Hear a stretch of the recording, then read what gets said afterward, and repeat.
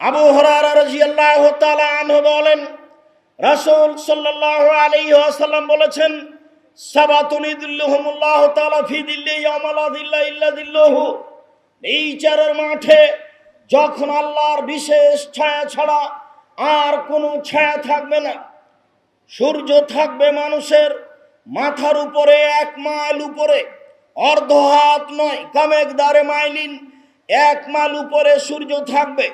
মানুষ সূর্যের তাপে ঘেমে একেবারে ঘামের মধ্যে চলতে থাকবে।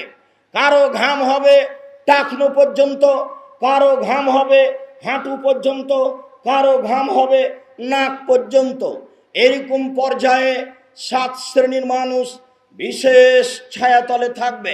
1, ইমামুন আদিল, ন্যায় পরায়ণ নেতা, যারা ন্যায় পরায়ণতার সাথে সমাজের দায়িত্ব পালন করে, তারাই থাকবে বিচারের মাঠে বিশেষ ছায়াতলে।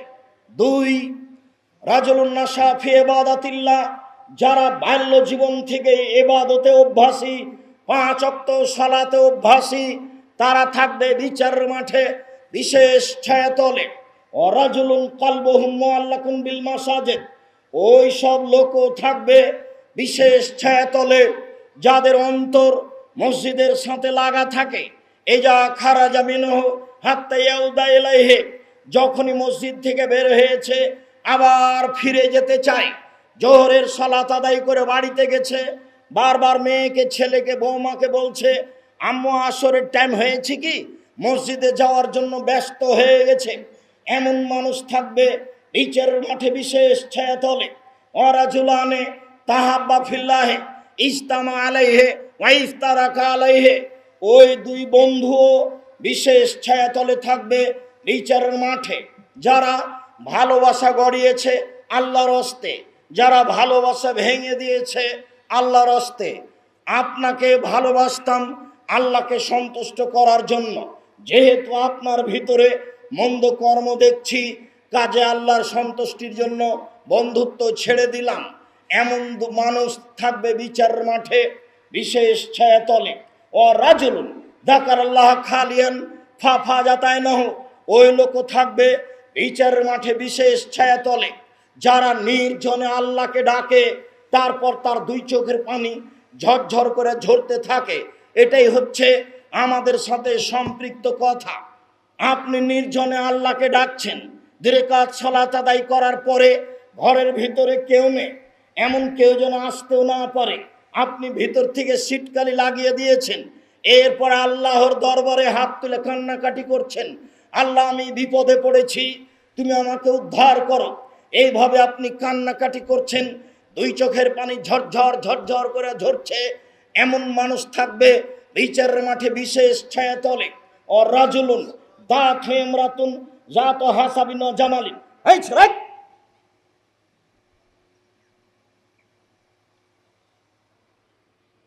জাত হাসাবিন ওয়া জামালিন, যারা এমন মানুষ যাকে কোনো সম্ভ্রান্ত পরিবারের সুন্দরী মেয়ে জেনা করার জন্য ডাক দিল, তখনও সে বলে ইন্নী আখাফুল্লাহ, আমি আল্লাহকে ভয় করি। এমন কথা বলতে পারে যে সেই থাকবে বিচারের মাঠে বিশেষ ছায়াতলে। আমি যুবক তোমাকে বলতে চাই, সারা দুনিয়ার দিনী ভাইকে বলতে চাই, যারা মিডিয়ায় আমাদের বক্তব্য উপভোগ করছেন তাদেরকেও বলতে চাই, যদি আপনার সাথে কোনো মহিলা অশ্লীল অন্যায় কাজ করতে চায়, ওই সময়ে যদি আপনি বলতে পারেন ইন্নী আখাফুল্লাহ, আমি আল্লাহকে ভয় করি, আমি এতে রাজি নই, নিশ্চয় রাসূল সাল্লাল্লাহু আলাইহি ওয়াসাল্লাম বলেছেন, হাদিস বুখারী মুসলিম, আপনি বিচারের মাঠে বিশেষ ছায়াতলে থাকবেন। ওয়ারাজুলুন তাসাদ্দাকা বিসাদাকাতিন ফাকফাহাম, ওই মানুষও থাকবে বিশেষ ছায়াতলে। যে মানুষ দান করলো, ডান হাত দান করলো, বাম হাত জানতে পারলো না কি দান করলো, মানে গোপনে দান করলো, এমন মানুষ থাকবে বিচারের মাঠে বিশেষ ছায়াতলে। সম্মানিত দিনী ভাই বোন, বুখারী মুসলিমের লম্বা হাদিসের একটি অংশ পেশ করছিলাম। নির্জনে আল্লাহকে ডাকলো। আবু হুরায়রা রাদিয়াল্লাহু তাআলা আনহু বলেন, রাসূল সাল্লাল্লাহু আলাইহি ওয়াসাল্লাম বলেছেন, মান খাফা আদলাজা, যে ব্যক্তি আল্লাহকে ভয় করে সেই রাতে ইবাদত করে। ওমান আদলাজা বালাগাল মানজিলা, যে ব্যক্তি রাতে ইবাদত করতে পারে সেই বড় স্তরে চলে গেছে, জান্নাতে চলে গেছে, জান্নাতের বড় মর্যাদা পাবে। আলা ইন্না সিলাতাল্লাহি গালিয়া, পৃথিবীর মানুষ মনে রেখো আল্লাহর সম্পদ দামি। পৃথিবীর মানুষ মনে রেখো আল্লাহর সম্পদ দামি। পৃথিবীর মানুষ মনে রেখো আল্লাহর সম্পদ দামি। আলা ইন্না সিলাতাল্লাহিল জান্নাহ, নিশ্চয় আল্লাহর সম্পদ হচ্ছে জান্নাত। নিশ্চয় আল্লাহর সম্পদ হচ্ছে জান্নাত। নিশ্চয় আল্লাহর সম্পদ হচ্ছে জান্নাত। জাহান্নামকে আল্লাহ নিজের সম্পদ বলেননি। পৃথিবীর অর্থ সম্পদকে আল্লাহ রসুল আল্লাহর সম্পদ বলেননি। মুহাম্মদ সাল্লাল্লাহু আলাইহি ওয়াসাল্লাম যা বলেছেন তাতে জান্নাতি হচ্ছে আল্লাহর বিশেষ সম্পদ। যারা তাকে ভয় করবে, ইবাদত করবে, কান্নাকাটি করবে, আল্লাহ খুশি হয়ে নিজের সবচেয়ে দামি সম্পদ তাকে বিলিয়ে দিবেন। সম্মানিত দিনী ভাই বোন, আবু হুরায়রা রাদিয়াল্লাহু তাআলা আনহু বলেন, রাসূল সাল্লাল্লাহু আলাইহি সাল্লাম বলেছেন, লাজমাল আবদি খাউফাইন ওয়া আমনাইনে, পৃথিবীর মানুষ মনে রেখো আমি আমার বান্দার মধ্যে দুইটি জিনিস একত্রিত করব না, ভয় এবং নিরাপত্তা। ভয় এবং নিরাপত্তা আমি একত্রিত করব না। মান খাফা ফিদ দুনিয়া ফা আমানতু ফিল আখিরা, কেউ যদি দুনিয়াতে আল্লাহকে ভয় করে আমি আল্লাহ তাকে বিচারের মাঠে নিরাপদে রেখে দিব। বিচারের মাঠ তার কঠিন জটিল বলে মনে হবে না।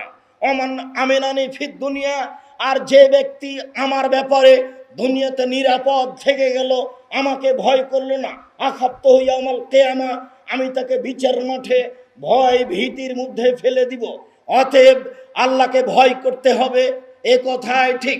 সম্মানিত দিনী ভাই বোন, আবু হুরায়রা রাদিয়াল্লাহু তাআলা আনহু বলেন, রাসূল সাল্লাল্লাহু আলাইহি ওয়াসাল্লাম বলেছেন, অকালা সালেসা, তিনজন লোক গর্তে আটকা পড়েছিল। অন্য এক বর্ণনায় এসেছে, আব্দুল্লাহ ইবনে উমর রাদিয়াল্লাহু তাআলা আনহু বলেন, তিনজন লোক গর্তে আটকা পড়েছিল, বৃষ্টির কারণে গর্তে ঢুকেছিল। গর্তে ঢুকতে একটা পাথর এসে গর্তের মুখের উপরে পড়ল, বের হওয়া তাদের পক্ষে সম্ভব ছিল না। তিনজনের তৃতীয় জন বলল, আল্লাহুম্মা, হে আল্লাহ, ইন কুনতা তাআলাম, তুমি যদি সত্যই জেনে থাকো, আন্নী ইস্তাজারতু আজিরান, আমি একটা লোককে দিন মজুর হিসেবে নিয়েছিলাম, এমন কোনো একদিন। ফামেলা, সে কিছু সময় কাজ করলো।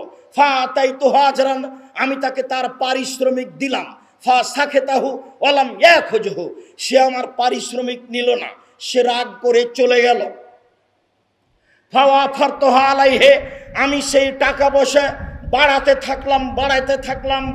থাকলাম। হাত্তা সরামিন ধালে কালমাল, তারপর অনেক সম্পদ হয়ে গেল। ফা যা ইয়াউমান ইয়াতলুবু, সে একদিন চলে আসলো, এসে তার পারিশ্রমিক চাইলো। আমি বললাম, খুজ হাজাকুল্লাহু, যত গরু ছাগল দেখছো সব তুমি নিয়ে নাও। তখনও বলল, আমাকে আপনি মজাক করবেন না, একদিনের আমাকে পারিশ্রমিক দেন। আমি বললাম, মজাক করিনি, সব কিছু তোমার, তুমি নিয়ে চলে যাও। লাও আতাইতহু লাম উলা ললাউ, সে তো লাম উতিহি লাজরাহলাওয়াল, আমি চাইলে তাকে মাত্র একদিনের পারিশ্রমিক দিয়ে বিদায় করতে পারতাম, আমি সব দিয়ে দিলাম। আল্লাহুম্মা, হে আল্লাহ, ইন কুনতা তাআলাম, তুমি যদি মনে করে থাকো, আন্নী ফালতু যালিকা, আমি এই কাজটা করেছি রাজা রাহমাতেকা, তোমার রহমতের আশায়, ও খাসিয়াতা আযাবেকা, তোমার শাস্তির ভয়ে, তাহলে আজকে এই গর্তের মুখ থেকে পাথর সরিয়ে দাও। ফা জালাল হাজারো, পাথর সরে গেল। ফা খারাজু ইয়াতামাশাউনা, তারা স্বাভাবিকভাবে পায়ে হেঁটে গর্ত থেকে বের হয়ে গেল। বুখারী মুসলিম। সম্মানিত দিনী ভাই বোন, অত্র বুখারী মুসলিমের হাদিস থেকে বলতে চাচ্ছি, যদি আপনার ভিতরে আল্লাহ ভীতি থাকে, যদি কান্নাকাটি করে আল্লাহকে আপনার কথাটি বলতে পারেন, তাহলে যে কোনো বিপদে যদি আপনি আপনার এই কান্নার কথাটি পেশ করতে পারেন, বলতে পারেন, এরকম যদি আপনার কোনো বড় কর্ম থাকে, সেই কর্মের কথা যদি আপনি বলতে পারেন, তাহলে আল্লাহ আপনাকে বিপদ থেকে বাঁচিয়ে দিবেন, যা আমরা বুঝতে পারছি।